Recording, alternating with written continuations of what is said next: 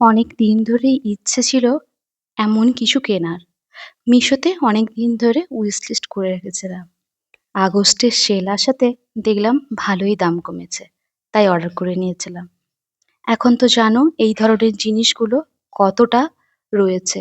ওই যে কাটিং পিসটা দেখছো, ওটা এটা থেকে কেটে বার করেছি, কারণ অনেকটাই বড় ছিল। ওটা দিয়ে বালিশ কাভার বানাবো ভেবেছি। দেখি কবে করে উঠতে পারি, অবশ্যই তোমাদের সাথে শেয়ার করব।